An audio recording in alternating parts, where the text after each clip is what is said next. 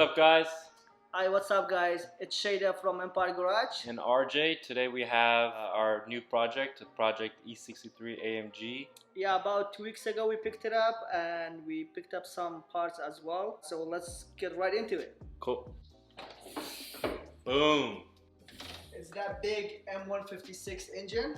This is naturally aspirated, right? Yes, it is. It's not one of the new turbo ones, but it has one of the best AMG sounds ever. I got this car from the insurance auction.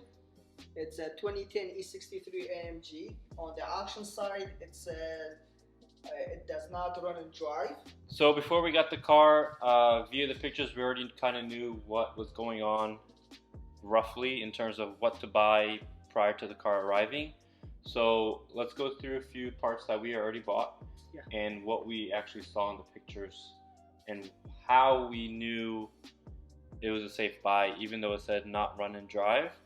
Yeah, go right into it. Some of the major parts that we needed for the car, it was the radiator, the AC condenser, the fan, and obviously the headlight. We got both headlights, right?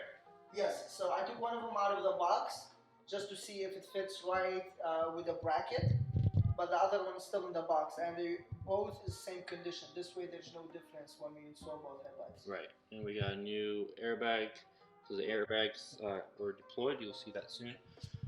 Let's talk about the actual headlight. So before we got the car, before we even bid on the car, obviously we knew what to bid on in terms of its packages. So German cars, BMWs, Mercedes, I don't know about Audis, they're all about packages. So definitely, when we saw this car, we ran the VIN through a random website that just decodes it pretty much.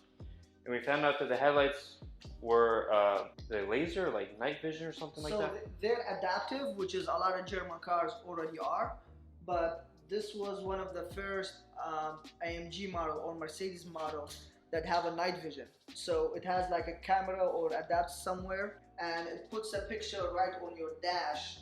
And these headlights were very hard to find. Right, so we had to make sure these headlights were those exact headlights in terms of those specs, because they had a bunch of E63 AMG headlights that would have fit, but they wouldn't have actually worked with what packages the current car is equipped with.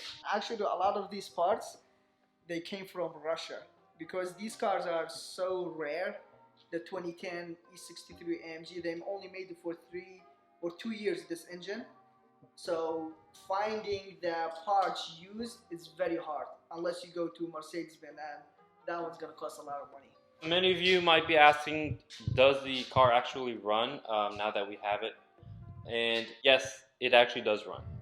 When the first day we got it, it didn't run, and the problem was the oil cooler, which is right here. These hoses were all cut and the oil cooler was damaged as well. So this is actually a used oil cooler that we got from another 2010 E63. And after we put the oil cooler and we put fresh oil in the car, it had no problem running.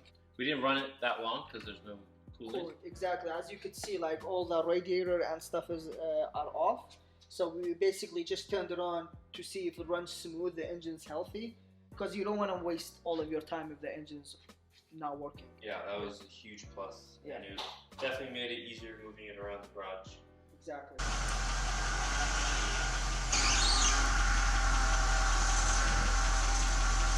Let's check out the inside.